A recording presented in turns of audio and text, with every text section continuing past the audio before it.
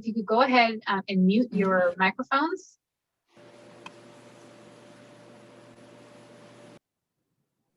Wonderful. Thank you. So, Mr. Ruiz, can you go ahead and put up the slide? Yes, give me 1 second. Sure. It's nice to see everybody's faces for a little while he is getting to that slide deck. Yeah, good evening, everyone, on a stormy, Yeah. wet night. Can you go to slide 1?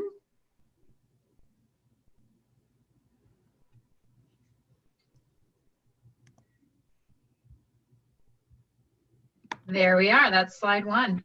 All right. Well, let me officially welcome everybody to the Middle School Redesign Task Force. This is session 1. My name is Dana Page. I'm the Assistant Superintendent of Human Resources. And for these sessions, I'm going to be your facilitator, moderator, MC, whatever title you want to give me. And I will help us navigate through these sessions. And I will be assisted by Sarah Knox, who I'm going to introduce in just a little bit, by modeling one of our introductory exercises that we're going to be doing. But again, welcome. Thank you for joining us. So this is session 1. Manny, go ahead to the next slide. Wait a minute. We need to set up the interpreting still. Oh, okay. Thank you for the reminder. Go ahead. Esta sesión de esta tarde va a tener servicios de interpretación. Para escoger el servicio de interpretación en español, pueden ir a la parte de abajo de su pantalla y hacer clic en el globo terráqueo que va a aparecer en breve el icono. Cuando hagan clic, podrán elegir el idioma español o Spanish y así podrán escuchar la sesión en español. Gracias. Thank you very much. Yeah, we'll need to be put into the interpreting channel. We're not there yet. Okay, I will wait. Yes, give me 1 second. I need to unshare my screen in order to start interpretation services. So just give me 1 second, please. Sure, go ahead.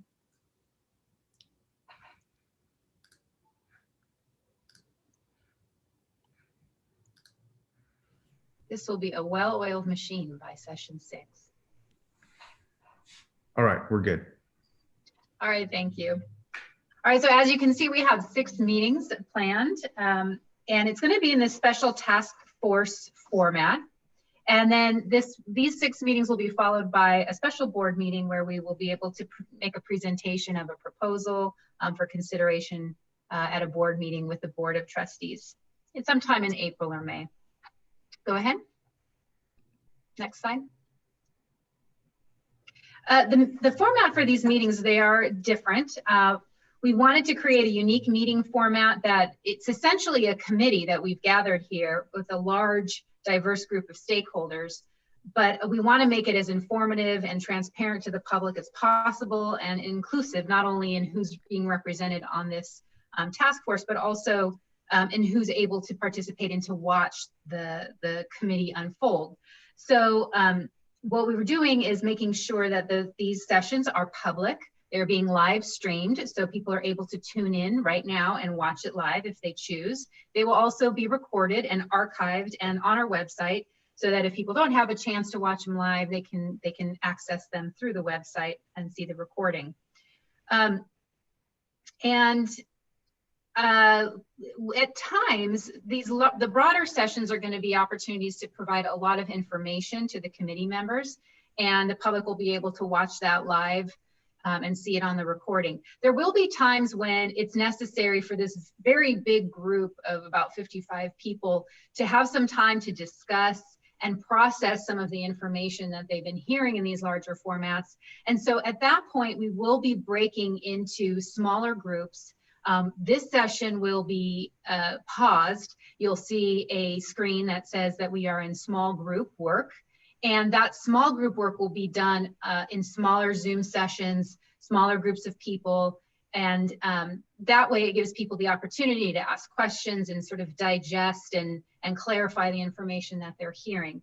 We will, when we come back out of those sessions, we will do a summary report of the activities or the content that has come out of those smaller sessions. They will all of those sessions are going to be they will be facilitated, and those facilitators will be provided with instructions on what is to be done in those sessions. So every committee member is basically experiencing the same processing activity, and then we will come out and we'll share from those sessions out to the broader group.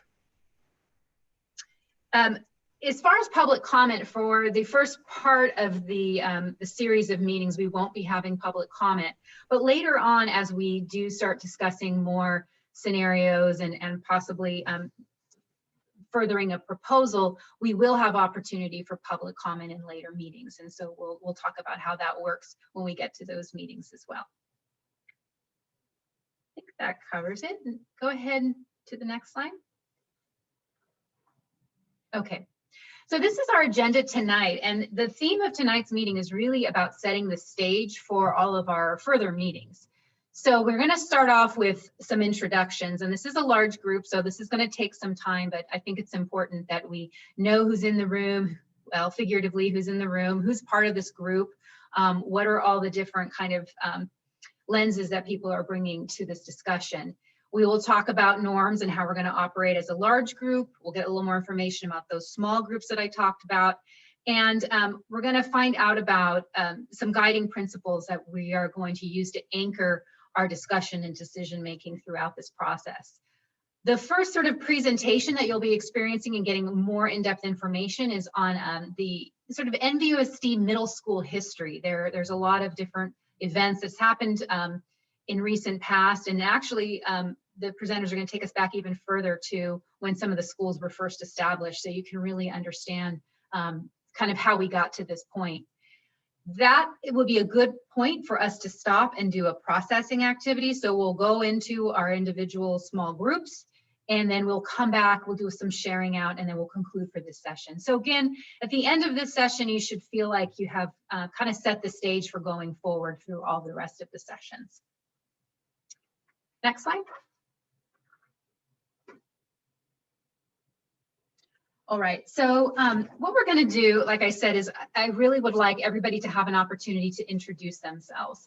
And I think it's important to make sure that we understand the diversity that's in this group, and understand and have each individual person really reflect on those different lenses and perspectives that you're bringing to this discussion. We purposely try to reach out and touch a lot of different types of people to be represented here. We have employees, we have teachers within that group, we have principals within that group, we have parents, we have people from lots of different school sites represented. And so we want to make sure that that's clear on, you know, kind of what brought you here in terms of that role. But we also want to recognize that that people have multiple roles, right? So it's not just that you might be an employee. Maybe that is sort of the obvious choice. Maybe you believe that's why you're sitting on this committee, but you may also be a parent. You may also be an alum of one of these schools. You may be a resident in the city of Napa. You may be a taxpayer in the city of Napa. You may be somebody that has a unique and different perspective that really applies here. And I want you to think about all those different hats, so to speak, that you wear. So you're going to have less than 30 seconds. So this isn't going to be a long bio about yourself, but I am going to ask that you say your name, and then you tell us all the different hats that you basically are wearing, so that we can kind of understand those lenses and that perspective that you're bringing. And I would like you really to reflect on that, because I think, again, sometimes we default to maybe the more obvious role, maybe the one we spend the most time in, but there's other roles too that we want to highlight and make sure people know about. So I'm going to model this for you and do it for myself. And then I'm going to ask Sarah Knox, my co-presenter, to be the next person to go. And then I'm going to give you a little bit of time just to jot down what you'd like to say. And then we'll go through the list. So actually, Mr. Ruiz, if you could unshare your screen for a minute, I'd rather see everybody a little clearer at this point.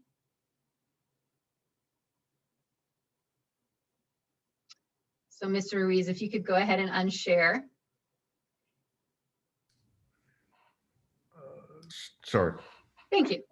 All right, so great. Now I can see you all. So All right, so my name is Dana Page. I am the Assistant Superintendent of Human Resources. So that is one of the hats that I wear, but I'm also a parent of a freshman who's at Napa High School currently, and she's in the EASTA program, and she's a child of the dual immersion strand. She started at NBLA, she's been at Harvest, and now she is at Napa High. And I'm also a Napa resident. And those are the hats that I think that I wear and bring to this discussion. And I am actually, as your moderator and facilitator, really trying hard to put those hats aside and just be your moderator and facilitator tonight. But you are all invited to share the hats and the roles that you have, and we do want you to bring those into the discussion. So Sarah Knox is going to be helping out as co-facilitator. And Sarah, would you go ahead and introduce yourself as well? Yes, thank you, Dana. Good evening, everyone. Thanks all for being here with us. So my name is Sarah Knox, and I am the Director of Prevention and Intervention in the Instructional Support Services Division. I wear that hat, and I also have worn the hat of an elementary principal at Northwood Elementary. I have been an assistant principal at several elementary schools. I have a son who is a 6th grader at Redwood Middle School, and he was also a student at both MBLA in the dual immersion program, and then he came over to Northwood with me when I was the principal there. So I also wear many different hats, but as facilitator, my goal is to remain neutral and set those aside for the facilitation purposes. Thank you, Sarah. So I think Sarah and I were both longer than I'd like you to be. So go ahead, we're going to give you 30 seconds, no longer. And I'm going to give you 1 minute to just jot it down so you're ready. And then I am going to just go through the list of participants, alphabetical order by your first name. So you kind of have some sense of where you might be in that lineup. So I'll give you 1 minute to just jot and be ready. And then we're going to take off running.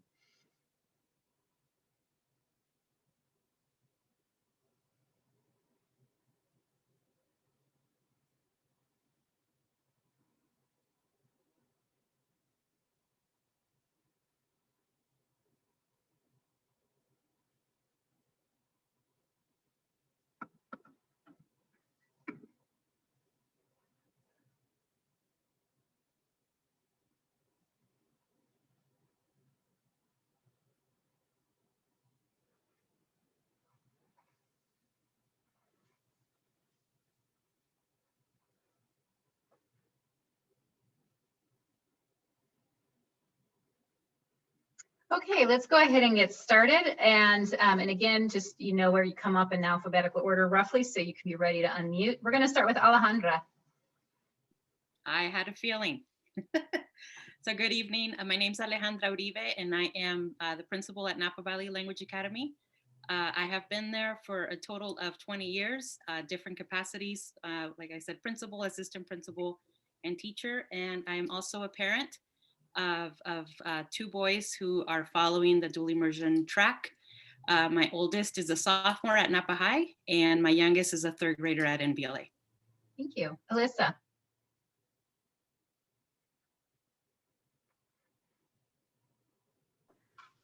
Hi, my name is Alyssa, and I have a 6th grader at River Middle School and a 5th grader and a 2nd grader at Beachy. So I'm a parent. I also live in Napa. About 2 years ago, I started an after-school enrichment program focused on Mandarin and tinkering at the kids' school, just so they can have some exposure to, language. And it's just kind of like a fun thing to do. Thank you. Eric with an A. My name is Eric Housley. Thank you guys for the time. I know we're all busy, and except we're probably all home too. I have the Ranch Market, born and raised in Napa, Yountville School, vintage grad, longtime soccer coach of a lot of the kids from the Harvest area and from all the different schools. And 2 children went through the program. My son's a junior at Vintage. My wife's the activities director at Vintage. Barb.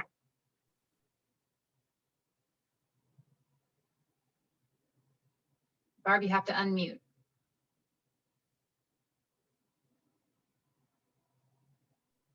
Sorry. My name is Barbara Franco. I attended Redwood Middle School, graduated from Napa High School. My daughters are fourth generation Napans, both graduated from Napa High. They attended Silverado and McPherson Elementary School. I have been a teacher, an athletic coach. I was in the school district. I was assistant principal at Vintage High School and was the principal at Napa High for 13 years. I retired with 39 years in the Napa Valley Unified School District and am proud of all of them. Thank you. Thank you. Carlisa. Hi, I'm Carlisa Battalier. I was also raised in Napa. I went to what was called Westwood, which is now NVLA, then Browns Valley, then Ridgeview, and graduated from Napa High School. My daughter also went to Browns Valley, Northwood, and Redwood, and then graduated from Napa High School. I am grateful that I serve in the district. I've been an elementary, middle school teacher, an assistant principal, and I currently serve as principal at American Canyon Middle School. I'm a lifelong learner, and I'm proud to have that in one of my hats. Thank you. Kathy Adams. Hi there, I'm Kathy, and I'm currently the principal at River School, where I've also been a teacher and the assistant principal. I've also taught at Shear and Mount George. I am the parent of 2 graduates from Napa High, though between getting the 2 of them graduated from Napa High, they also went to New Tech and Vintage. Long story there. I'm the grandparent of a 4th grader at Browns Valley, so we're looking for middle school choices soon. Lived in Napa 30 years, and I recently bought a new house during the pandemic, so I'm paying even more property taxes than I have before. All right, Katie Kensock. Hello, my name is Katie Kensock. I am a 2nd grade teacher at Pueblo Vista, but I'm also a former Westwood and NVLA student, and I have previous teachers here. And I was in the first 7th grade class at Harvest Middle School, and then I went to Napa High and see a lot of familiar faces, and I was raised here in Napa. Thank you. Chuck. Hi, everyone. I'm Chuck Drazel. I've been at Redwood Middle School for 28 years. I have a couple more to go. And I have a son who went through the schools here in Napa. He was at Pueblo Vista and then at Redwood with us and on to Napa High School. And I am a longtime advocate for the unique position of being caught in the middle as a middle school teacher. Thank you. Courtney. Hello, I'm Courtney Garcia. I'm currently a 3rd grade teacher at Snow Elementary School, which is a feeder into Harvest. And I am also the chief negotiator for our Napa Valley Educators Association. Denise. Hi, I'm Denise Keller. I'm currently a teacher at American Canyon Middle School. I teach history, but I have also taught special ed, resident of Napa, and the parent of a Vintage High School graduate and an ACHS freshman. Thank you. Elba. Good evening, everyone. I moved to Napa from Chicago, Illinois at the end of 2015. I am a parent of 4 NVUS students. I have a junior at Vintage, a 7th grader at River, a 4th and 1st grader at Willow. An active community member, not just through the district and my school, but also through soccer. I love the sport and I like being involved. And I am also the DLAC president for this school year. Thank you. Elizabeth. Good evening, everyone. Hi, I'm Elizabeth Gonzalez, Director at Human Resources. That's one of my hats. I'm also a parent of a high school senior. She is at Vintage. And a 7th grader, I almost thought she was 6, but 7th grader at Redwood, and they've attended McPherson, El Centro, and then Willow when it turned into Willow. And I've also had roles as a principal and academic specialist and a teacher. Thank you. Frank. I'm Frank Silva and grew up in this town. I am an alumnus of the school district. I raised 3 kids. They went through this wonderful school district. I was a teacher at Napa Junction, assistant principal at Vintage, principal at Alta Heights and Browns Valley. Spent a little time at Napa High as a principal, and yeah, so it's been a great ride. Thank you. Franklin. Good evening, everyone. I'm Franklin Hernandez. I'm a 6th grade teacher at the Napa Valley Language Academy. I've been there for 15 years. I'm also a parent of a 7th grader at Harvest who also attended the Napa Valley Language Academy, and glad to be here. Thank you. Gina. Hello, good evening, everyone. My name is Gina Griggs. I was born and raised here in Napa, attended Mount George Elementary, Phillips Elementary, Silverado Middle School, and then Vintage High School. I am the parent of a 20-year-old who went to Vichy Elementary, River Middle School, graduated from ACHS in 2018, and the parent of an 11-year-old who went to Napa Junction Elementary, is currently at River and will continue on to ACHS. Thank you. Hector. Good evening, everybody. I grew up here in Napa. I went to school at Shear School, Westwood, McPherson, Silverado, and Vintage. I coached at Napa High for a season, and I'm currently working for the maintenance department here at the school district and CSEA union president. Thank you. Helen. Hello, I'm Helen Roca. I am the principal of Puebla Vista Magnet School. I started the dual immersion program at Puebla Vista. I've worked for the school district for Nbusd for 13 years as an assistant principal at Shear and then the principal of Puebla Vista. Jennifer Can.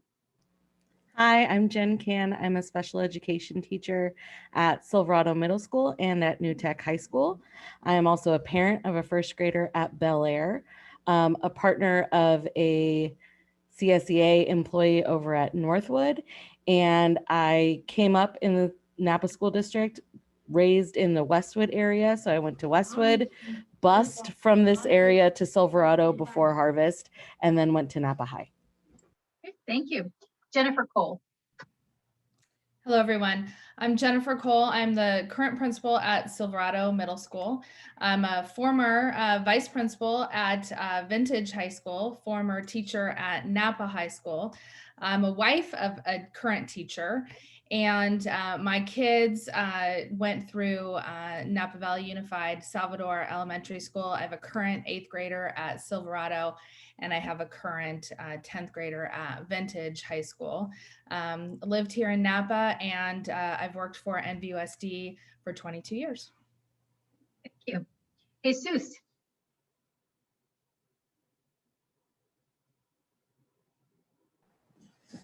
Good evening, everybody. Jesus Cortez. Let's see. I'm a parent, first and foremost, a 6th grader and 8th grader. They attend Silverado, raised in Napa, graduated Napa High. Thank you. Thank you. John. Hello. First name obviously is John. Last name is Burton. I've got a ton of hats, but the ones that are relevant right now are the daughter that is in 8th grade at Silverado Middle School. And I was not born and raised in Napa. I was born and raised in Orange County and came up here about 15 years ago. So, and another hat is that I'm just an attorney. So I'm just was looking for an opportunity to like participate and give back to the community. And that's why I signed up for this. Thank you. Yep. Katherine Fleming. Hi, my name is Katherine Fleming. First and foremost, a parent. I have a kindergartner and a 4th grader, both in the immersion program at Puebla Vista. I live here in Napa. My backyard is Harvest Middle School. And I'm also a Girl Scout leader of the largest Girl Scout troop in Napa. So I interact with girls K through 8th grade from all over the schools. Thank you. Kristen.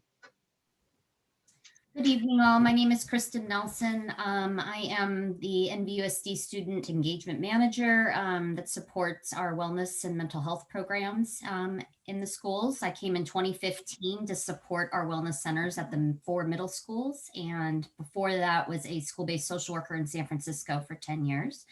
I do not live in Napa, but I do have I'm the parent of 2 girls who will be transitioning to middle school next year, and we are shopping for middle schools as we speak. So very close to my heart. Thank you. Thank you. Laura Cerruti. Hello, I'm Laura Cerruti. I am a parent of a Pueblo Vista first grader and third grader who had Maestro Ken Sock as his teacher. He's also on this task force, and I'm also on the school site council there.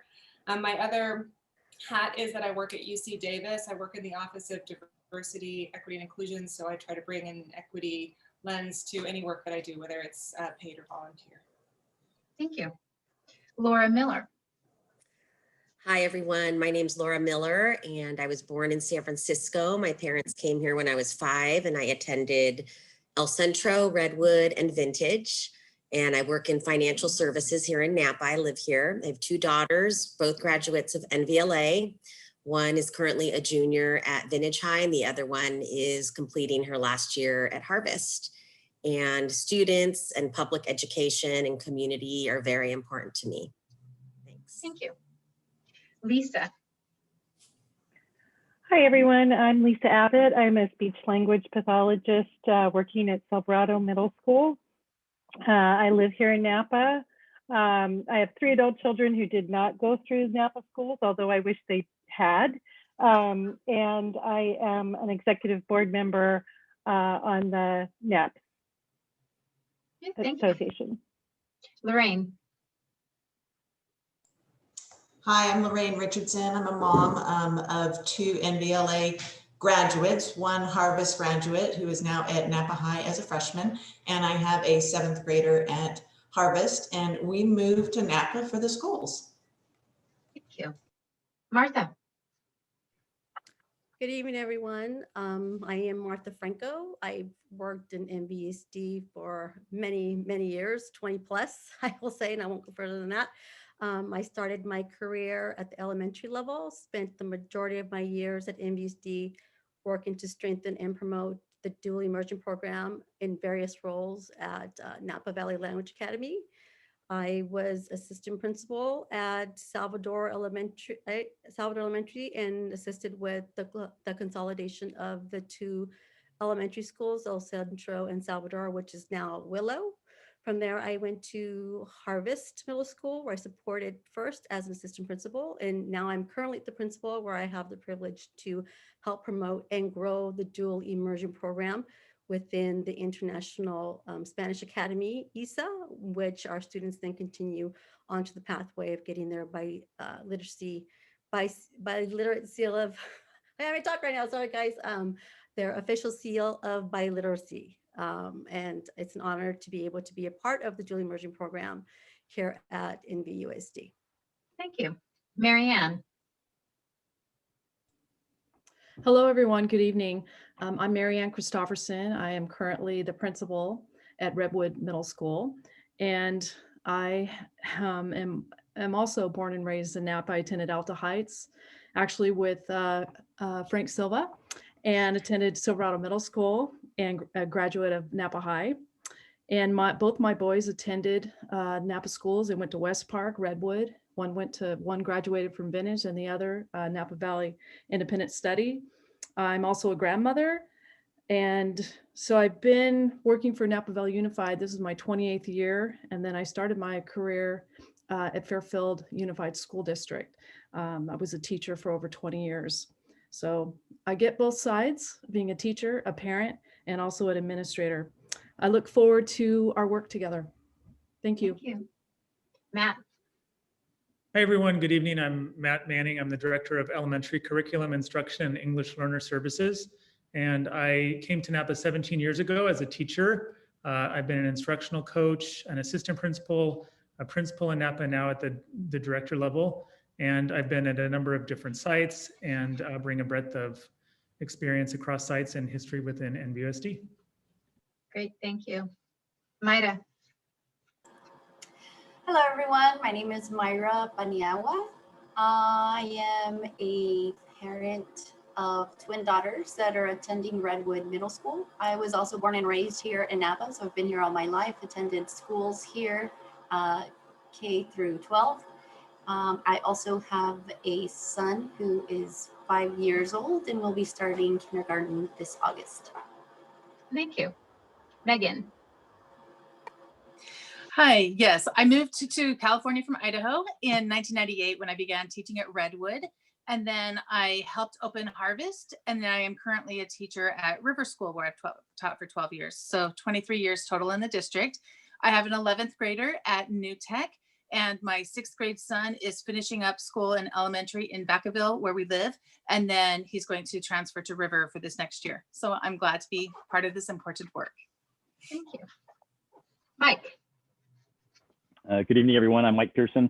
I'm the Assistant Superintendent of Operational Services, which includes maintenance, operations, food service, transportation, school planning, construction, and facilities. I've been in the district 29 years, so Mr. Drazel, I beat you by 1 year. I moved here in 1975. I went to Salvador Elementary School, Redwood Middle School, and Vintage High School. I have the distinction of also being the principal at Redwood Middle School for 7 years and the principal at Vintage High School for 6 years. I have 2 adult children. They went all through the schools here in Napa Valley, Alta Heights. One went to Silverado, one went to Redwood with me, and they both graduated from Napa High. Thank you. Thank you. Monica. Good evening. My name is Monica Reddy, and I am currently the principal of Napa High School. I am born and raised in Napa, an Nbusd grad. I attended Browns Valley Elementary School, Redwood Middle School, and Napa High School. I'm a former Napa High School teacher and coach, a former middle school and high school assistant principal at both Harvest and Napa High. I don't travel very far. I'm also a former middle school principal at Harvest. And I have a community member. I have 2 children currently in the elementary CLI program, and I'm married to an educator. Thank you. Nicole. Oh, sorry, Nicole. Hold on. Nancy. Went out of ABC order. Hi, everybody. My name is Nancy Miranda. I moved here from Mexico when I was 11 years old. I attended Silverado Middle School and graduated from Napa High. I have 2 adult children who graduated from Napa High and attended NVLA and went through the immersion program and the ISA program. I currently have a 10-year-old 5th grader at NVLA. And I am the parent liaison at Napa High, and I'm also the current secretary for the CSEA Association. Okay, thank you. Nicole. Hello, my name is Nicole Carty. I am born and raised in Napa. I went through El Centro, Redwood, and Vintage. I have 3 kiddos, 1 2-year-old, a 1st grader at Northwood, and a 6th grader at Redwood. I am the PFC president over at Northwood, and I'm on the board of the PFC at Redwood. And I just gained the hat of the Superintendent Advisory Committee today. Lucky me for Northwood. So many hats. Thank you, Nicole. Orlando. Hello, everyone. My name is Orlando Carrillon, and I was raised here in Napa. I went to Vichy, Silverado, Vintage High School. I'm a proud parent of a second grader at NVLA. Also a professor at UC Davis, and my work center is around equity and justice as it relates to Latinx students. So looking forward to learning from all of you. Thank you. Pat.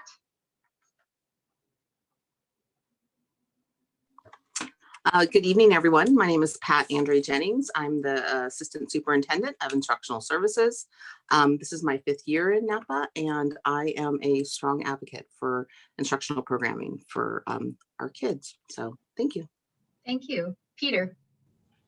Hi, my name is Peter Hartneck. I did not grow up in Napa. I grew up in Bakersfield, California, and I'm happy to have moved up north. I've previously been a teacher at Napa High School. I was a teacher on special assignment at Vintage High School. I was an assistant principal at Napa High School, and I was the principal of River School before taking on my current role. I look forward to listening and learning with all of you. Thank you. Rob. Hello, my name is Rob Mangawala. This is my second year in Napa Valley Unified as the Assistant Superintendent of Business Services. Thank you. Thank you. Rosanna. Hi, good evening, everyone. My name is Dr. Rosanna Musetti, and I serve as the Superintendent of Schools here in the Napa Valley Unified School District. I'm wrapping up my third year, which is hard to believe, and I'm very, very grateful. I wear that hat with a tremendous amount of honor and pleasure. So thank you for taking the time to serve our community in this capacity. I know time is precious, and so we look forward to working with all of you over the course of these 6 sessions. Thanks for being here. Thank you. Rosario. Hi, my name is Rosario Mondragon. I have 3 kids, one in Napa High, one in Harvest, and the one in Willow. I am only mother, the 3 kids, and I like to participate in this. Thank you.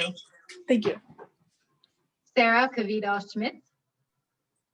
Hi, everyone. I'm Sarah Kvidal-Schmitz. I'm a lifelong resident of Napa, and I went through El Centro Elementary, Redwood, and Vintage. Right now, I am a very proud mom of a 5th grader at NVLA, and I've been working as a teacher at Harvest Middle School for the past 17 years. And I've also worked as a district-wide instructional coach. So I've worked with many of you in different ways. And my husband is a teacher at Vintage High School, and I look forward to working with everyone. Thank you. Sarah Ball. Hi, I'm Sarah Ball.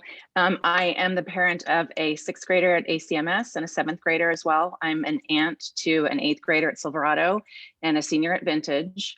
I have served on the Canyon Oaks Site Council, and I was the spring 2020 Girls in the Run coach there as well. And then my husband and I have been residents of American Canyon for 12 years. We came from the East Bay. Thank you. Sylvia. Hey, good evening, buenas noches. I get to follow another East Bay transplant. I was also an East Bay transplant in 2005. I'm here to the little city at that time of American Canyon, which has since grown quite a bit. Since that time, I've become a parent to a now 7th grader at American Canyon Middle School, who is also on the track team for Napa Track Club and went to the Junior Olympics 2 years ago, pre-COVID. So very excited about being that, having that membership in the community in Napa. We had a home in Napa, moved back to American Canyon to be closer to family. I also have a 1st grader at Canyon Oaks, a preschooler at Napa Junction, and I'm the proud aunt of an alum from American Canyon High School and a current 4th grader at Donaldson. So familiar with all of the schools here in our town. Previous to all of that, I was a K through 12 parent and student advocate in 9 counties in the Bay Area. And so I'm really excited to learn from all of you, work with all of you to really make NBUSD the best it can be for all of our students across our middle schools. Thank you. Thank you. Skip.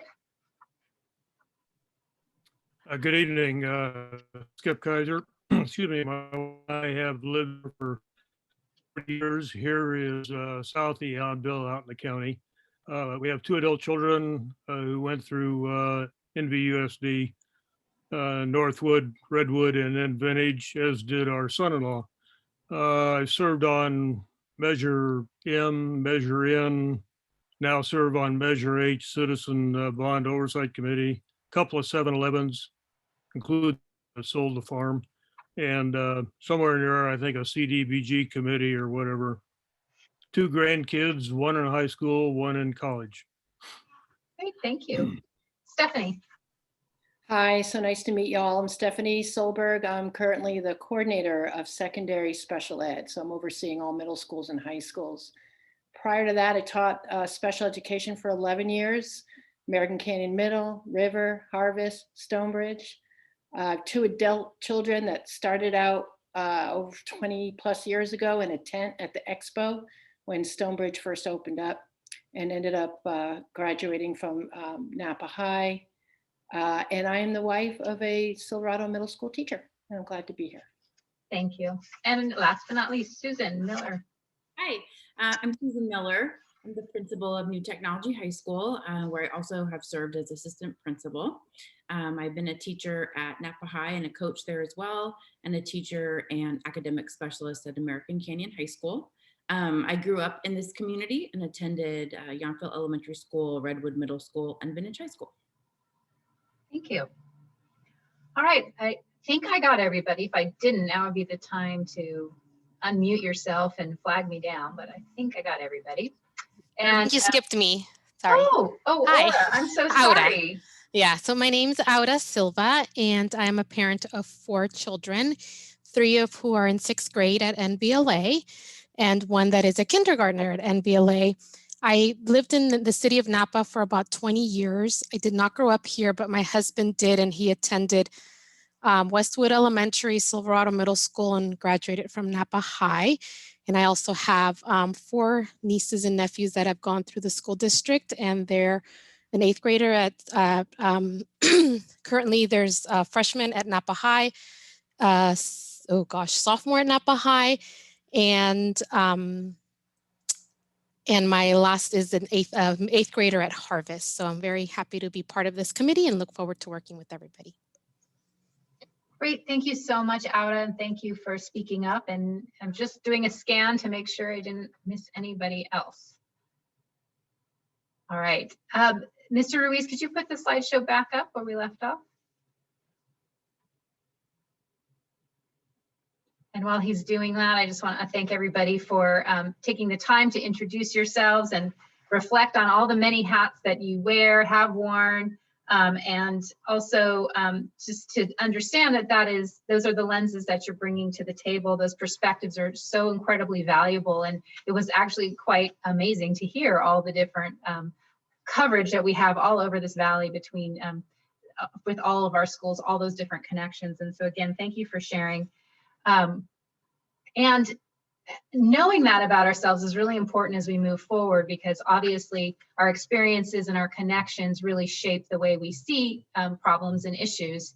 And go ahead, Manny, to the next slide. As we think about the big problem that's in front of us, there's going to be times too where, yes, we want those perspectives and we want those experiences, and it's 100% why we have invited you all to be part of this committee. But there's going to be times too where we're going to have to set those kind of hats aside. We're going to have to broaden our perspectives and think about the issue at hand from other perspectives as well, and kind of really focus on the bigger picture and not necessarily just the vantage point that we're bringing into this meeting. And hopefully we're going to help with that by a lot of the information that we share with you tonight and in future sessions and in listening to one another. Again, thank you for sharing. And we're going to go ahead and go to the next slide, Mr. Ruiz. So that brings us to the challenge at hand and the work ahead. So this picture basically represents the challenge that we have here. Nbusd is operating too many middle schools in the city of Napa, given the declining enrollment trends. And because of that, it creates barriers to maximizing our resources. The problem with that is that it hinders our ability to offer high quality programs and high quality, well-maintained facilities for all. So just to give your first data point of the sessions here, we have 2,868 students attending middle schools just in Napa. So that's River Middle School, Redwood Middle School, Silverado Middle School, and Harvest Middle School. But we have a total of 4,500 seats available in those schools. So that's 1,632 seats that are empty, which, to put that in perspective, is about the same as 2 of our large middle schools enrollment currently. So that's a startling data point from a facilities perspective, and that's what we have to address. Next slide. So this is why we're here. This is our challenge, and we need to find a solution to that problem. It cannot continue. We will know that we've found the right solution because it's going to fit this criteria. It needs to be sustainable. So it needs to be something that we can pay for. that we have funding that's reliable, that we know we can count on. We have to know that our facilities, the number of facilities, the sizes of facilities actually fits the number of students that we have. And then we have to make sure that we are supporting all of our students. And so sustainable, it has to fit the right size, it has to support our programs and our students, and it has to be for everybody. So again, our job here is to find a solution that's sustainable, and it will include a closure or a consolidation of facilities and a redesign of program options in order to maximize the resources and improve the programming for everybody. So there's a lot of different ways we can achieve that. And so that's the point of why we're all here together, is because we have a job to do. There's a lot of different ways to approach it, and we need to look at it from all the angles and come up with a solution that's going to work, be sustainable, to fit, and to support all of our students. So that brings us to your role on this committee. Manny, can you go to the next slide? And I'm going to ask Dr. Massetti to talk a little bit more about the role of being on this committee. Right. So again, thank you all for being here tonight. Just like Ms. Page and Dana has led us through this exercise around the various hats. All of that is really, really important at all those different perspectives, like Dana had mentioned. We wanted to make sure that we had a multi-stakeholder group, an inclusive group that had sort of a cross-section of parents, teachers, administrators, community members that serve in various roles, and then all of you who have all these strong personal connections to the school district. The role of the task force is to really help us draft some solutions and scenarios, vet some scenarios that we can consider, and we'll get to that sort of in the later sessions after we do a lot of content building, knowledge building, and learning together as a group around things like finances, facilities capacity, programming. And then once that kind of learning mode is done, and you're given an opportunity to really sort of dig deep in the data that we're going to be presenting in these initial sessions, the role of the task force is then to help us vet potential scenarios that meets that criterion that Dana just laid out in terms of financial feasibility, sustainability. Our goal here, especially the senior team and some of the district leaders that are on the task force, we're here to listen. We're excited about all the opportunities that we'll have to work in small groups so that we can listen, have an opportunity, hear various perspectives, and learn from this committee as we sort of vet some final solution and scenario that the senior management team can then bring to the school board for action.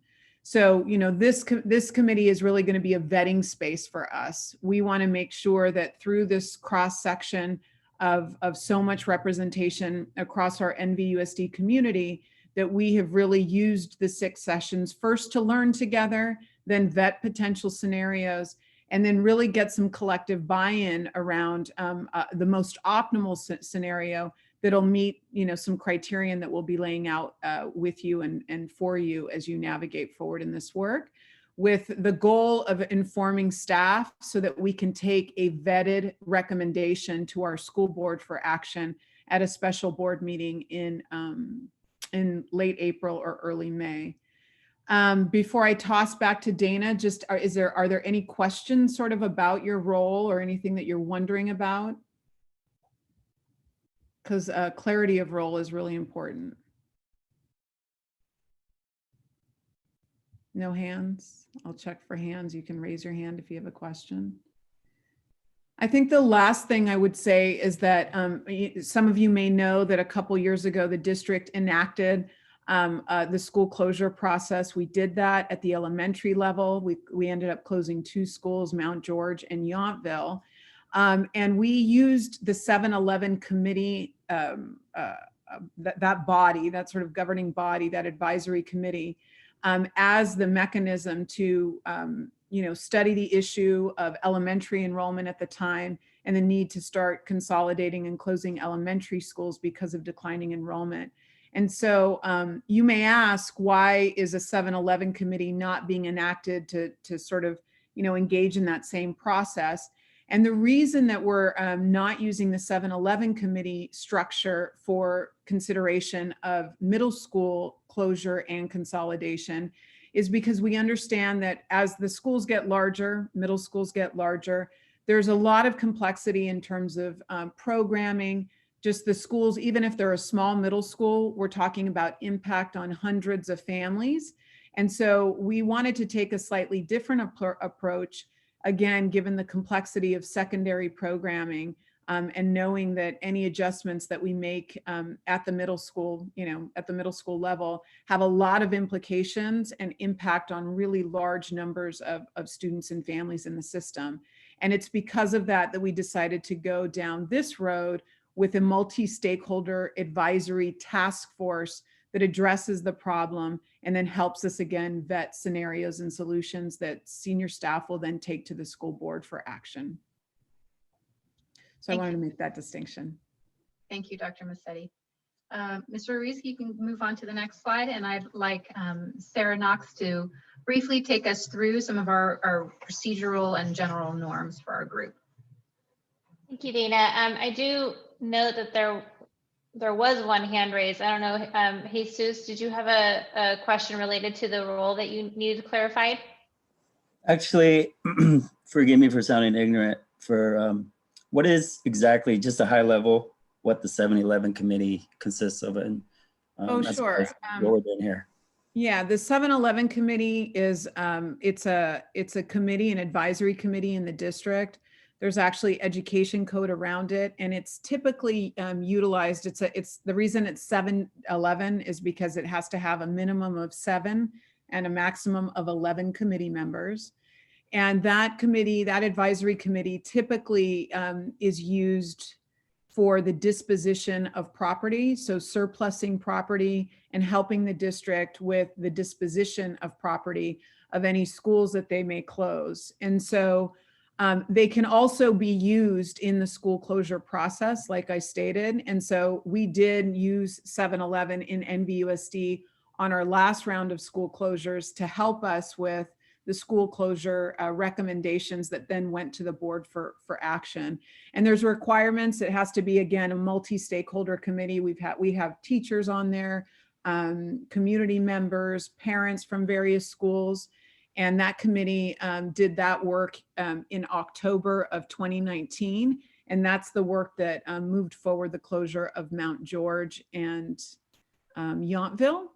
And again, we're not going down that same road here. We're using a broader task force because of the complexity of secondary programming. I hope that helped. It did, thank you. Mm-hmm. So thank you, Dr. Musetti, for clarifying the role, and Dana for clarifying the challenge ahead. So at this point, we want to establish our norms for our time together during these 6 sessions. So there's some procedural norms and then some collaboration and just general norms. So first, with the procedural norms, we want to start and end on time, share the air both in whole group and in our small group sessions, and being mindful of the time constraints that we have. As many of you have done already, use your hand raise button to speak in the whole group session. In the small group session, everybody will be able to speak without raising your hand. And then unless you're speaking, please remain on mute and take breaks, bio breaks and other breaks as needed during the 2 hours that we have together each session. Next slide, please. So for general norms throughout the sessions, remind yourself to ask questions if you have them, like Jesus just modeled for us. Be engaged, integrate new information and ideas into your thinking, open your mind to diverse views, and utilize what you learn to help in your decision-making processes. You can go to the next slide. And I'm going to turn it back over to Dana. Thank you, Sarah. So again, we are looking for a solution that is going to be, that we will know is successful because it's going to fit some of our guiding principles for this work. These 4 principles are just taken directly from our Nbusd strategic plan, and they've basically been used to create a criteria that will help us to basically evaluate solutions or proposals or just concepts and ideas as they come forward. So what this looks like is essentially, Mr. Ruiz, can you go forward? We've taken those 4 elements and put them in something that looks kind of like a rubric or a checklist. So we're going to be referring back to this checklist whenever we are kind of evaluating a current state of things or evaluating a proposal or an idea that comes forward. We are looking for, under program excellence, something that strengthens our vertical articulation of our programs. We're looking for something that improves our programs and creates more access to these high quality programs, both in terms of socio-emotional programs for support and enrichment and core instruction. We're also wanting to make sure that our solution is fiscally solvent, that it makes sense financially, that it takes into account the impact of our declining enrollment, which is the mechanism for our funding. So we have to take it into account if we're going to remain fiscally solvent. We want to make sure that the solution relies on funding that's reliable and sustainable. It's not one-time money or donations or something that can be iffy from year to year. And the solution needs to fit the scale of the impact necessary. So, you know, half measures are just not gonna make it. We have to make sure that the solution really addresses the large impact of the problem that we have. It needs to be a solution that reflects responsible facility management. So it should be based in data, right? Not just, you know, based on what we like or, you know, what we value in terms of tradition, but it needs to be based on our demographic and enrollment data. Our solution should take into account any capital improvement costs that might be necessary, and then think about what to do with the excess facilities and make sure that that is taken into account as part of the plan. Finally, on this list, but foremost in our minds, is a solution that's equitable for our students. So we want to have a solution that supports all of our students and gives every student access to high quality educational experience, regardless of what school they happen to be at, or regardless of their gender, race, ethnicity, language, or class. And we want to make sure that, because it's about equity, not necessarily equality, we want to make sure that our students in the most need are getting the opportunities that they need to close that opportunity gap. And finally, we want to make sure that at the end of the day, our schools reflect the diversity of our community. So this is a rubric that we're going to keep coming back to. You'll see it a lot. So and Dina, if I could just connect this to role. Sure. So the idea, right, is that this group would help us vet a scenario or a proposal that senior staff would then take to the school board for action that checks off the majority of these boxes. So I just want to make that explicit connection to the role, is that eventually when we get to the final sessions around this, our aim is that this task force will help us draft a concept, a proposal, a scenario that checks off as many of these boxes as possible. So that's really fundamentally the role of the task force. Thank you for the clarification. And I guess I'll just pause, make sure Sarah's checking for hands. Okay, we're good. All right, Manny, can we go ahead to the next slide? So there's going to be a lot of topics of study over the next 3 sessions, particularly. Next slide. Tonight, we're going to look specifically at the middle school history. And then in session 2, next slide, Manny, we're going to look at enrollment trends, facility capacity, the capital improvement costs, and long-term facilities modernization. So a lot of content around dollars and buildings. And in session 3, go ahead, Mr. Ruiz, student demographics, performance data, and a deeper look into our instructional programs. So the first 3 sessions, again, we're today is about sort of setting the stage, and then and a little bit of a look back. And then the next 2 sessions, we're going to really dive into information that kind of gives you the background in a lot of different areas related to finance and facilities, and of course our students and the programs that they are participating in. Next slide. Forgive my interruption, Dina, but we do have a hand. Okay, thank you for interrupting then. Hi, it's me again. Will this presentation be available for like reference? Yes, so this is being recorded, And so it'll be posted on our website, and also the slides will also be up there. The slides and the agenda are already on the middle school redesign webpage. Any other questions? Okay, so we talked a little bit about the fact that scenarios are going to come up. They're going to come in different directions. So there may be some scenarios that we bring forward as a senior administrative team, but there may also be scenarios that you all have, some ideas that we would like to vet and look at against that rubric that we showed you. But, you know, within the discussion of those scenarios, we just want people to be prepared, kind of going back to how we started and asking people about the hats that they wear and the connections that you have. It is very possible that we will be talking about a scenario, talking about a proposal or an idea that impacts a school that you have a personal connection with, whether it's a school you attended in the past, or maybe it's a school you work at or your children go to. And we just want to recognize that that can be uncomfortable, and that can feel you know, very personal. And we just want to kind of prepare people for that part when we get there, and let you know that, you know, again, this is about kind of looking at the district from a broader lens and a bigger picture. But we understand that there's going to be some difficult times ahead when we do start drilling into particular scenarios, because we all, as we've just demonstrated, have personal connections with pretty much every school in this district. So we just want to kind of front load that and make sure that you know, kind of take care to acknowledge that for yourself, and feel free to kind of lean into, again, the purpose of why we're here, and lean in a little to the process, which will give you an opportunity to share your input around those scenarios, and also hear from others and hear more information about them in this space.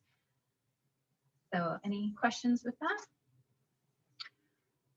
Okay, then I'd like to turn it over to Mr. Mike Pearson, and I think Dr. Massetti is also going to help with this part, but they're going to give us a little history of the Nbusd middle schools. So this is the first of our content presentations, and we'll just let them take it away.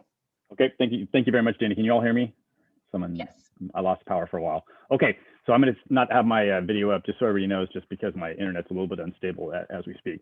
So how did we get here with middle school history? So Mr. Rees, if you go to the next slide, please.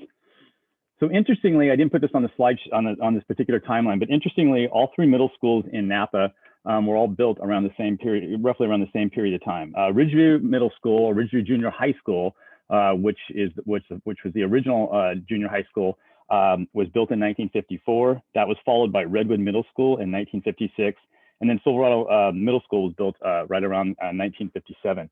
In doing some research, many of these schools, as you know, sit on very large lots.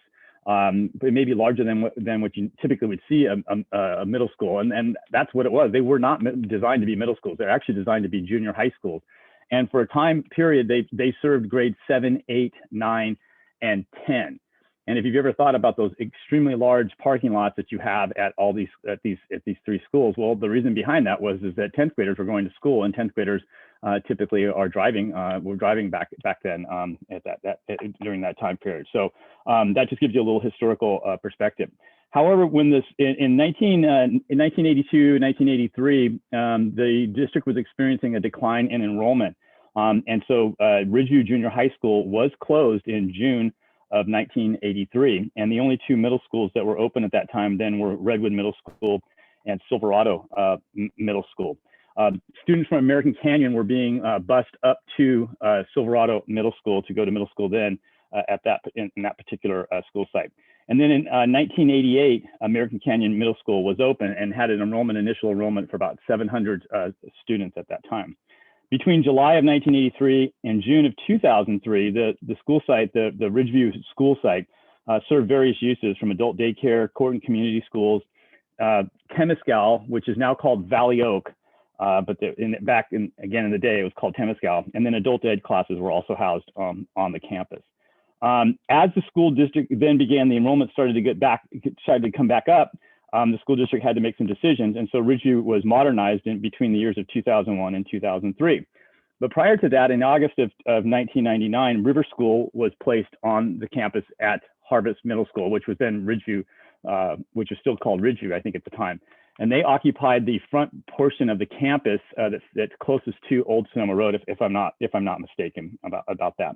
Then when the campus was modernized and then it was opened up, and Harvest and Middle School opened up and occupied the campus with River School. And then again, Harvest originally was renamed Harvest Middle School. And at that time, there was about 945 students that were attending Harvest Middle School, and 242 students were attending River School at that time. I thought it was also important just to know that we've had some bonds being passed throughout these timeframes as well too, some the capital improvement bonds. So Measure M, and Skip Kaiser kind of alluded to this because he sat on various citizen bonds oversight committees. But Measure M was passed in 2002, and then in 2006, Measure G was passed, and then most recently in 2016, Measure H was passed. And then to kind of tie it all up, then through the Measure H bond, the new River School opened up in January of 2020, and they occupy the campus that used to be formerly called the Salvador Elementary School, which is now called River School, and there's and which leads Harvest now at about 750 students at that time, and River had grown to 420 students. Dr. Musetti, you have anything to add on that?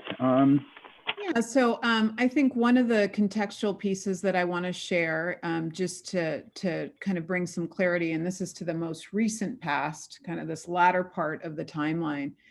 So I arrived as your superintendent of schools in July of 2018, and our bond program was in full force. Measure H was definitely in full force. And it was my job as your new superintendent of schools to sort of assess some of the facilities decisions that we were making in response to the first piece of data that I came in analyzing in the district. Even actually before I was even appointed as your superintendent, I was well aware that the district was combating declining enrollment.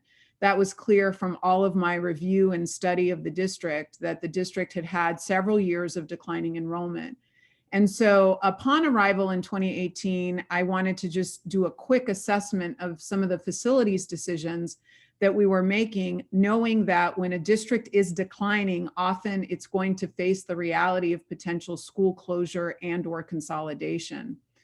I had some questions. I had some questions with what were at that time the most expensive bond projects. One was in motion and one was about to happen back in July of 2018. And so I had questions around the two most expensive projects at that moment in time, which was the construction of the new River School over at the Old Salvador campus, and then the potential. When I came in, the district had promised and committed to American Canyon a second middle school out in American Canyon as a Measure H project. And both of these, if I were to be really candid and transparent, both of these decisions brought up a lot of questions for me as sort of an outsider coming in, evaluating the financial decisions that the district was making, again, knowing very early on in my tenure that declining enrollment was a major challenge. In that evaluation, I had lots of questions. What were some of the questions? I was wondering why we were building a second middle school in American Canyon when the enrollment was declining in the district at large, was also declining within the city of American Canyon, and knowing that if we added a second middle school, we would be adding operational costs to the district's budget and spending a lot of Measure H to build a second middle school that we eventually may not be able to afford to run. And so we had to go through what was a very painful process, working with the community in American Canyon, which has been incredibly gracious in understanding that the build of that second middle school, when you build schools and start operating extra schools and ignoring the decline in enrollment, you then put the district in a position where they will have to make cuts to programs and or personnel because we're running inefficiently and we're not, consolidating and keeping schools a viable size that then positions us to be able to retain program. The second project that I had lots of questions around was the construction of River Middle School. It was another bond project that was promised in a bond campaign to, a group of constituents. But I had questions because at the time when I came to the district, River Middle School was a charter school.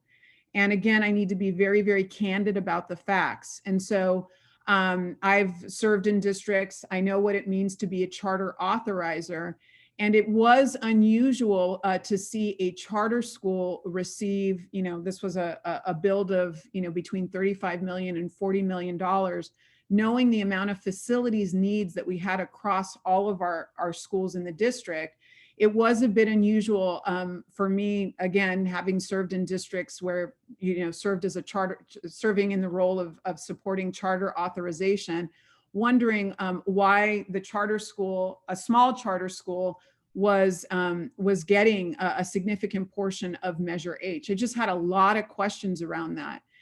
The reason I had questions around it, because it is interesting, a district that is in declining enrollment would then create a situation, and I'm not sure what people's knowledge is about charters, but when charter schools are established, they are their own local education agency. And the revenues from a charter school do not come to the district's budget. Those students, they generate revenue for the local education agency, which is the charter school. And so River was a charter school at the time.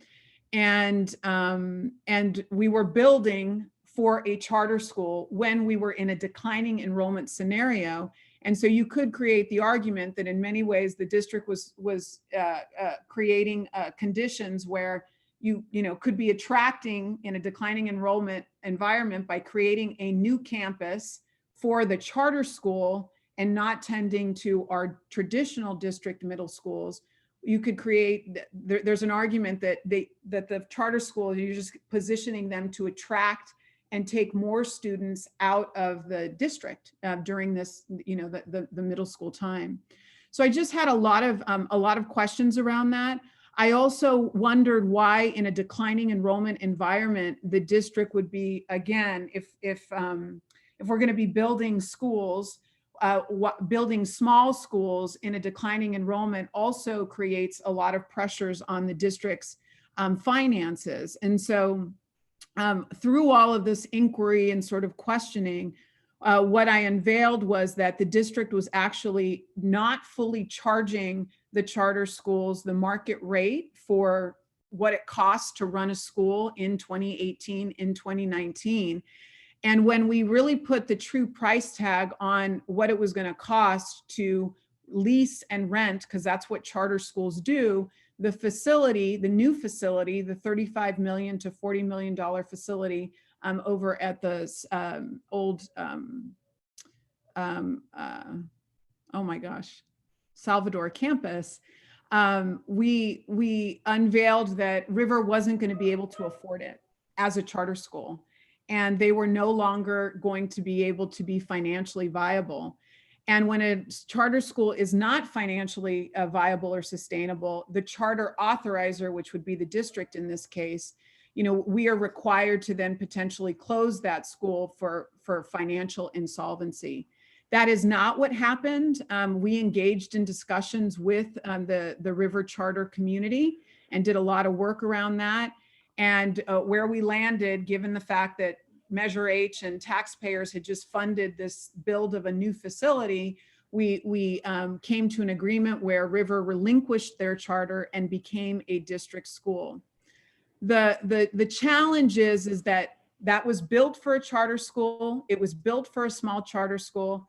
And we are now currently in a position where, as we come to you as an inclusive task force saying that we can't be in the business of just running small middle schools anymore, and we aim to bring equity across the district, we do have constraints with that facility because it was built to stay small.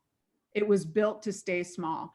And so as we look and consider the impacts of the enrollment decline that you'll learn about in session 2, we have to ask ourselves, as we say, we need to scale up and consolidate some of our middle schools and not run so inefficiently. We will continue to have this constraint of River Middle School being a facility that only can house 630 students. And so that's a limitation that we're working with, that we're going to have very honest, candid discussions around, because it's a constraint that we're facing based on prior administration decision-making in you know, all of this bond implementation. And it's just, you know, it is what it is, and it's something we're going to have to talk about. So I know that can raise a lot of red flags. I know we have River staff and River parents here, but that is the recent past. And I think it's important for me to highlight as the recent past alongside all of this, you know, 40 years of history that Mike's laid out for us, because it is right now we are at sort of a crossroads. And it's important to know that the decisions of the last couple of years didn't quite respond to the declining enrollment reality as quickly as we needed it to. So I'll take any questions about that, because I know we're going to do some processing, but are there any clarifying questions on any of the content that Mike or I shared?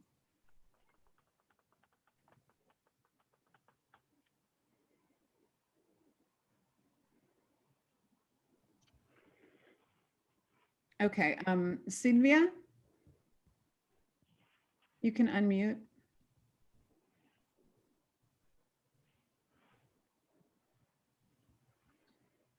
Sorry, I forgot to hit unmute. I hit the video instead.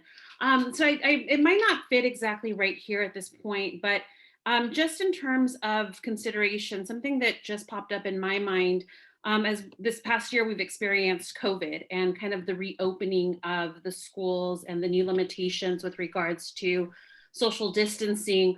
Will you be able to provide us at some point some information as to, you know, we're hearing from health officials that it'll probably be about another year to 2 years before our middle school / elementary school students will have a vaccine and will begin to, you know, have some herd immunity around that. So is there some information that maybe you guys, if you don't have it now, that you could preface as we also continue to look at this, where social distancing is going to make a huge difference also in terms of the capacity for all of the current facilities, and how that would then affect us making a decision with the closure of facilities in the future?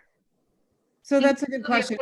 I think Dr. Musetti, if you wouldn't mind, I'm going to ask that we listen to the questions because we have quite a few, and we are going to be moving into our small groups. And so there may be some questions we can clarify right now. There's also going to be an opportunity for us to collect some needs to know in that small group. And so that's a perfect kind of question too. We can kind of follow up with and give you more information. Just one quick thing is the context of any implementation would not be happening in the next school year. So we're talking about an implementation that would be at least another school year out. So that might help in terms of the COVID-19 context. But let's get at our other questions. And if we have a little time, we can answer and clarify. And then otherwise, we're going to move into our small groups where you'll have a smaller group opportunity to gather some questions and potentially clarify. So Laura Miller, could you go ahead and ask your question? Yes, very brief. So are we going to be able to see what the enrollment numbers were in 2003 to 2004 for Redwood and Silverado, and where they landed after River opened? And my reason for that question is only a 17 student difference between Harvest and River from the time they opened in 2020 to back at the start of 2003 and 4 when they were sharing the campus. And I'm just interested to see how many students the other two middle schools lost when the brand new shiny new school opened up, right? Mm-hmm. To see those numbers if possible, the comparison that we have on the slide here for Harvest and River, and just the numbers for Redwood and Silverado, if we can see those at some point, and then where they end after River opened up. All right, so yes, so when we do our enrollment data, you're asking if we could go back to 2003, 2004, that's the era? Right, and then where those middle schools, their enrollment numbers landed after the opening of River. Yeah, we probably won't go retrospectively that deeply, Laura, but we will show the impacts of the new River campus opening. Right. I'm looking to see what the attrition was for them if they lost students as a result of the new campus opening, the River campus. So when you say new River, you mean the River, the current new build, the brand new one that opened? Yeah, exactly. You will see that. You will. Okay. You will see that in the Okay. current last 5 years. You will see enrollment data and the impacts. Okay, thank you. Yes. Thank you. And Orlando, your question? Just real quick, you mentioned that in the beginning you gave the numbers of how many seats are unfilled. You said about 4,500 seats were unfilled. Just a question: how do you define? My question is, how do you define seats? Are you talking about space? Are you talking about enough teachers to teach? How do you define seats? Yeah, so Orlando, what we do is we go and look at the usable classrooms at a particular school site, and then we use a ratio to identify the number of seats that are there. We use two different numbers. The one we use the state funding number for new facilities is 20. Is for 6th grade it's 25-1, and for 7th and 8th grade it's 27-1. We also use a number that's outlined with our MBA Nbusd collective bargaining agreement. So we can have class sizes up to 36, but we conservatively estimate that teachers teach 5 of 6 periods, and they would have their classroom open during their prep period. So we would then only have classrooms available 5 of the 6 periods, and that comes out to be a 30-to-1 ratio. And so in the numbers that were shared earlier, that we used a 30-to-1 ratio. If we used the 25-to-1 ratio, those numbers would be way larger. The gap would be much bigger. So the 30-to-1 ratio was doing that. And that's a pretty conservative number because, you know, on the natural, you can have class sizes larger than 30-to-1 in most of your classes at the secondary level. Hey, Maida. Hi, I just wanted to quickly ask, and it might be have already been mentioned, what the current Redwood Middle School enrollment size is. You're going to see all of the enrollment numbers in session 2. We're gonna do a deep dive. You'll get that material in the slides before session 2, Amida. So if you can hold tight so that we can give you accurate numbers in session 2. Half of session 2 will be all about enrollment. Okay, thank you. Sure. Lorraine?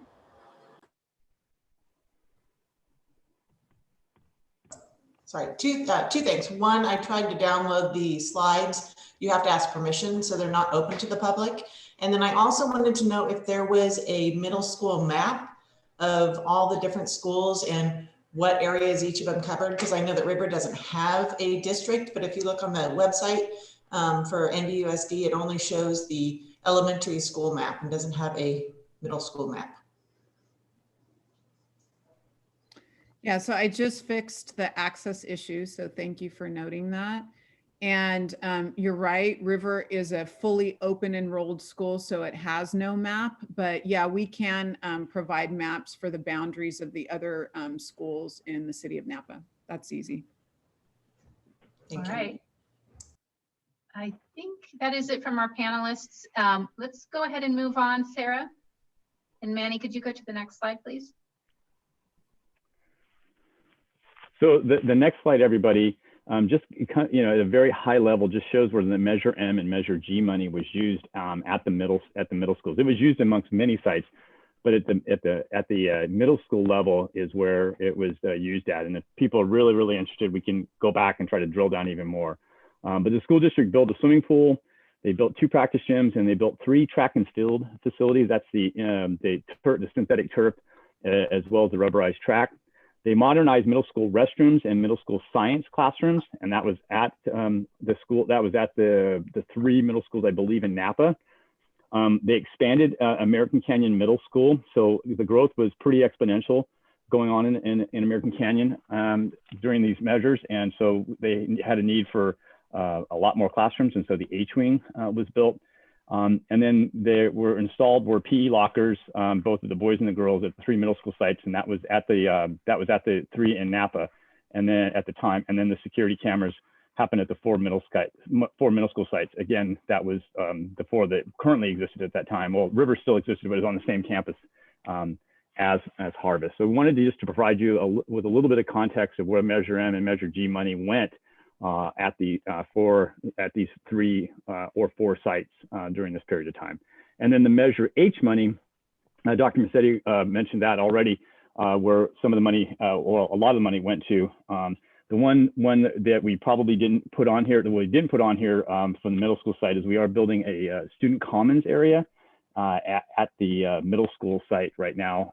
That will be a combination of a new kitchen, a cafeteria or a commons area, a library, and then an innovation center attached to this one particular building that we're calling a student commons area. In American Canyon Middle School. At American Canyon, thank you. Okay, we'll pause there. Any additional questions? I think that those two hands that are still up are from. I wasn't able to put them down. Yeah. It's okay.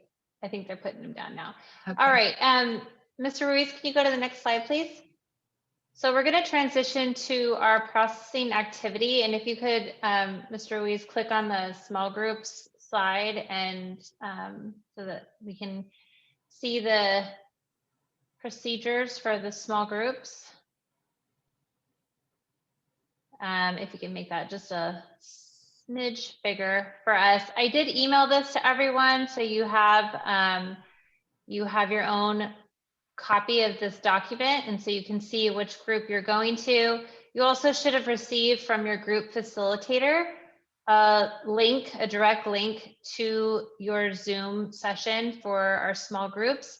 If you did not, then you can click the link that corresponds to your group directly from the document that I emailed to you. Each group is going to take about 10 minutes to share connections that they have, thoughts that they have with each other in their small group. And then there's going to be a note taker who records just general, not assigned to names, which is general connections that people make in the small group. And then there's going to be about 5 minutes at the end of the small group time for some need to knows, which some of you have already brought up during whole group. What are some of the questions that you'd like to be addressed in later sessions as part of the task force?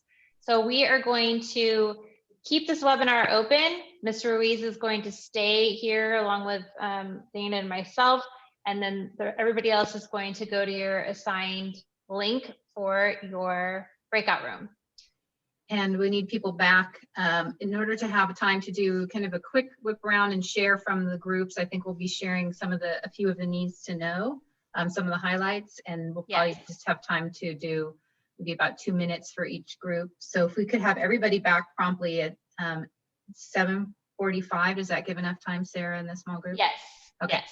7:45, the facilitators can make sure everybody gets back to the group here. Sarah, this is Laura Miller. I am not on the list here. Do you want to add me to one? Yes. Oh, Miss Andrea Jennings is adding you right now. So you'll be in group D, Laura. Thank you. Anybody else missing a group? I think we've got everybody else. Hey, Seuss, is your hand raised? Do you have a question?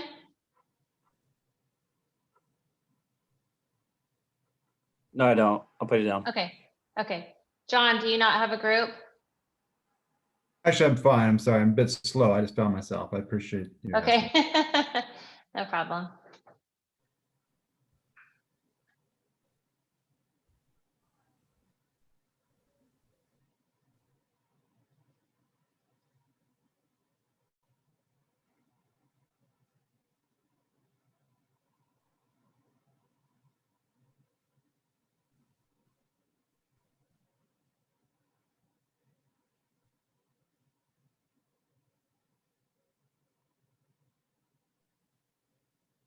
Laura, did you receive the document so that you can click on the link? I'm looking for it now in my email. I probably didn't, but let me check. Okay. Okay. Okay, I have something here at 6:30. Yep, that's from me. All right. I will jump on there. Thank you. Okay, great.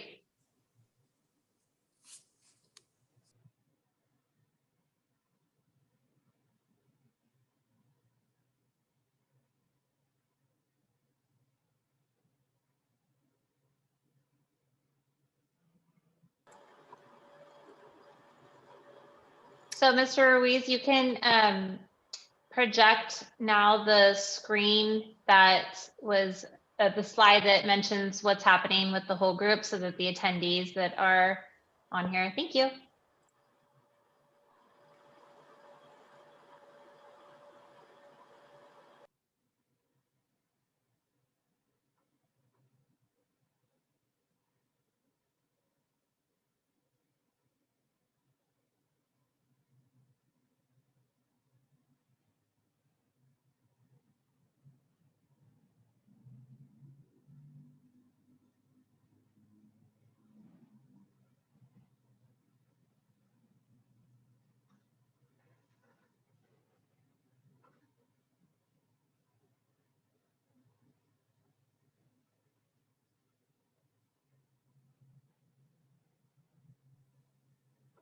Stephanie, if you're on a different computer for your small group, you may want to turn your camera off.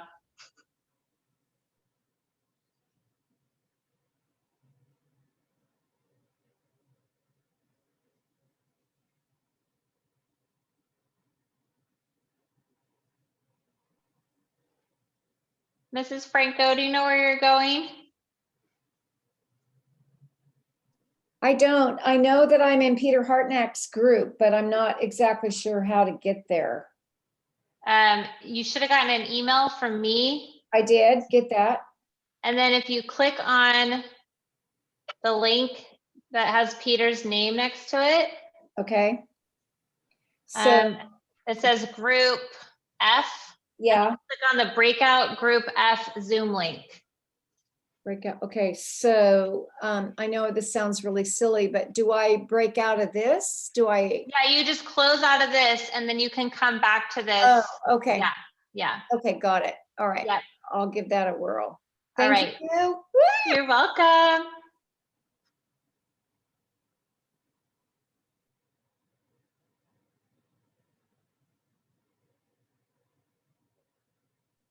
So for the panelists that are still on here, if you need any assistance, you can unmute yourself and I'd be happy to help you.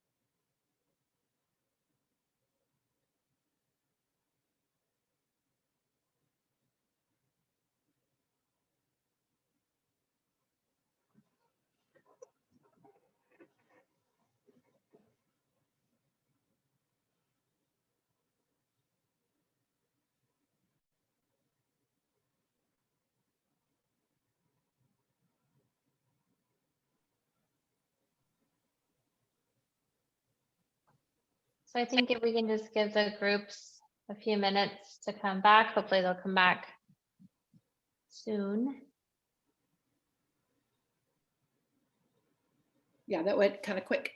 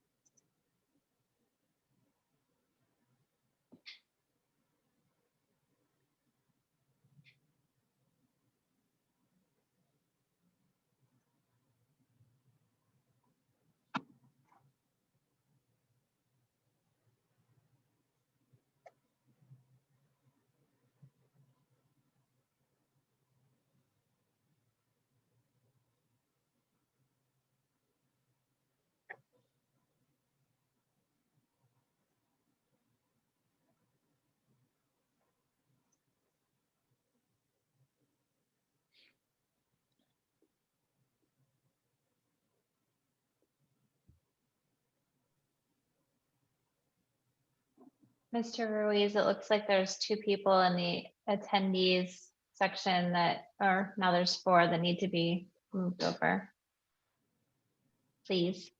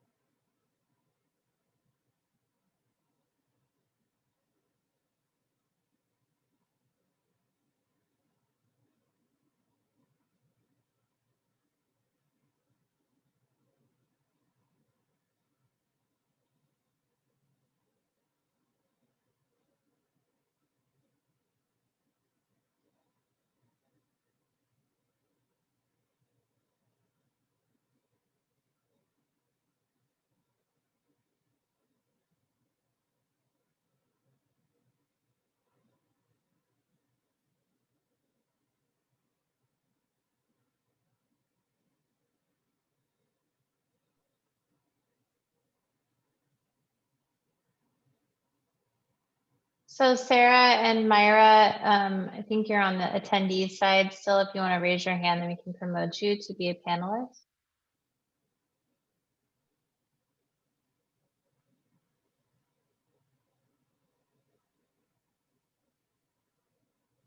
And John. Auda. Eric, also, if you could raise your hand and be promoted.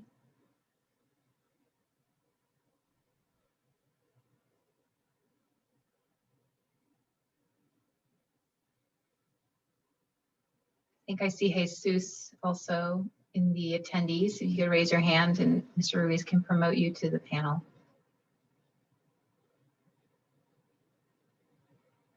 Marianne Christofferson, also, if you could raise your hand, we can promote you.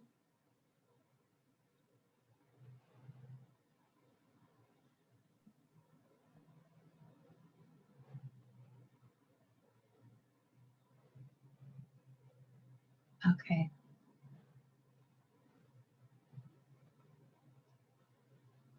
Sarah, so since we have our share out and then just our wrap up, maybe we'll just go ahead with and begin that. And then I think we have all of the facilitators are in so they can do their sharing out.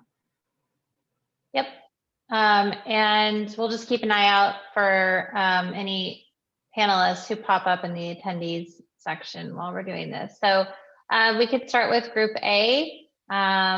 We have a person who's going to be the spokesperson and just share out briefly in a minute or so the gist of the conversation and the connections that were made in group A. In group A, we talked about several things.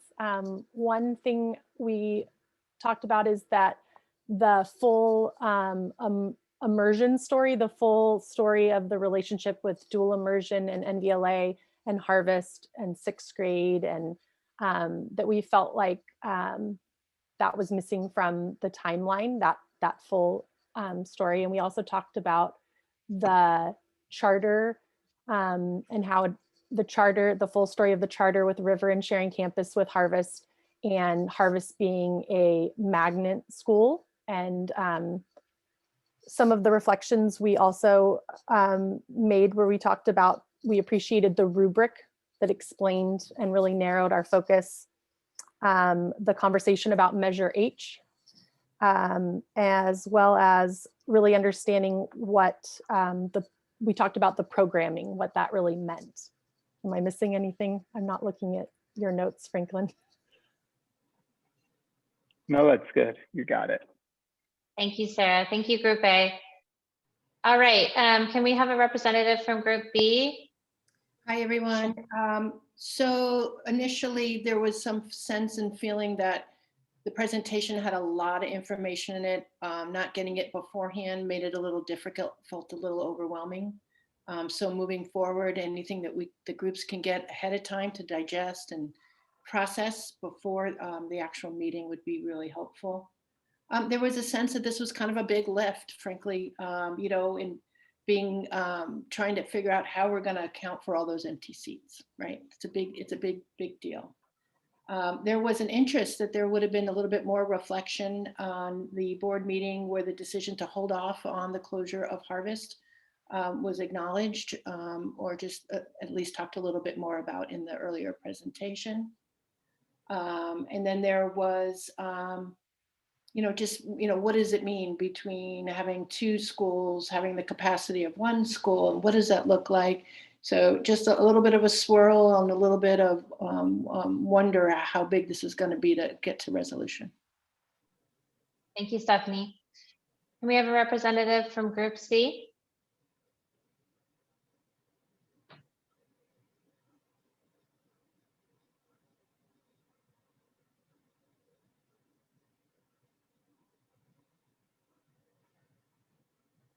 We'll come back to Group C. Can we have a representative from Group D? Yeah, so we were discussing and made some connections and seeing that a lot of the focus seemed to be on Harvest and River and not on all the middle schools, more in general. The rubric was helpful, as noted before. Information on the slides, we wanted more details, more dollar amounts in regards to that type of explanations would be more helpful. And again, to be able to having American Canyon Middle School here and being able to be a part of the discussion is very valued and grateful. Some of our concerns went to need to knows, which were we'd like to see scatter plots where all the students are enrolled, and where they're enrolled, where do they live, what school do they go to, in regards to how the population is spread. Would like information on that. Also, more details on what specific construction was done when they did the modernization at Ridgeview to build up that school when they did improve it, and as well as the Measure H money. How is that being spent in detail? Did I get that, Group D? Any last minute thoughts? And I think that's about it. Thank you, Carlisa. Mr. Ruiz, can you please promote Sylvia? Thank you, over to a panelist. And I believe Sylvia is our reporter from Group C.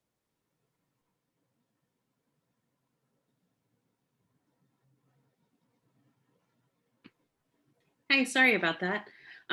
So in our group, a couple of highlights that we were looking at and talked about was one, just being mindful and keeping mindfulness around the difficulty that this decision will pose.